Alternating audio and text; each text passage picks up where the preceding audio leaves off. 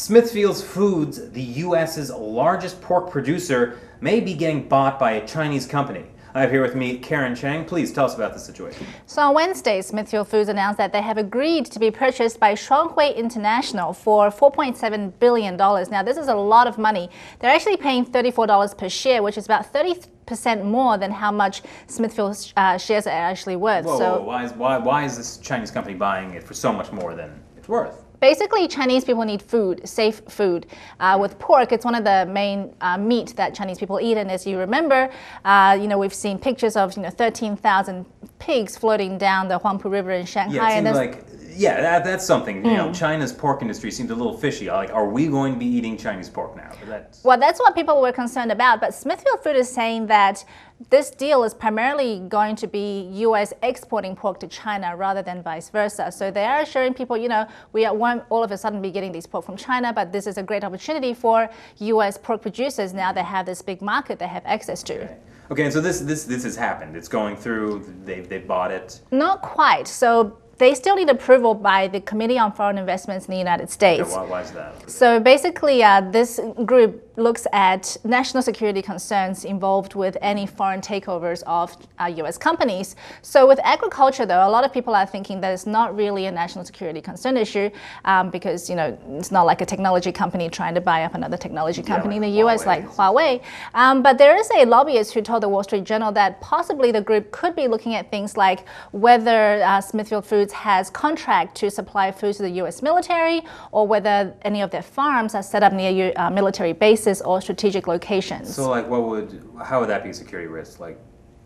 They're going in there and giving pork to people? Well, I guess, if they have access to pork there, then if they're being given to military who are, stationed overseas, that could potentially be a risk, but we don't know. Oh, okay. So, aside from security, are there any other concerns that people have?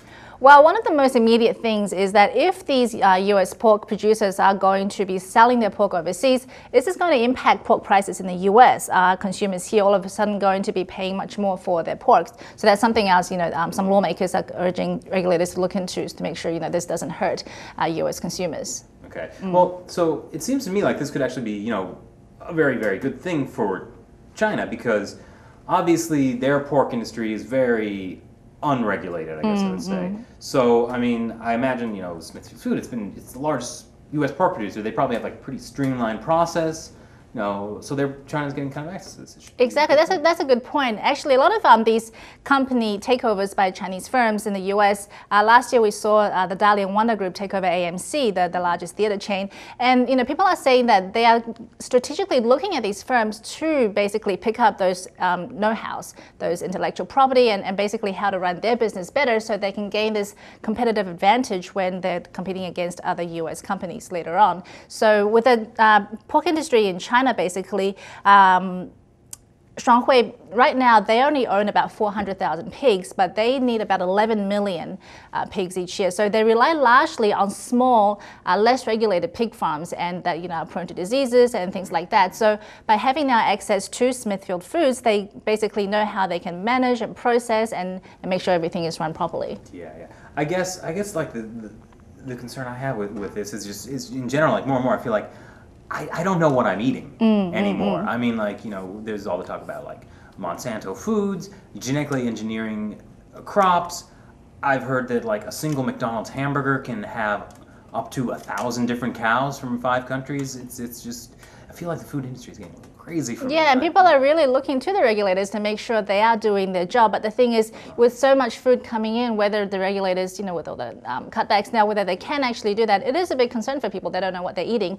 And with this particular deal, people want to make sure they can see the label and that clearly says if they're eating U.S. produced pork or whether, it's coming from China or somewhere else. Well, thanks for coming and chewing the fat with me, Karen. What do you guys think? Comment below, subscribe, or you can always follow any of us on Twitter. Thanks for watching. Say goodnight, Karen.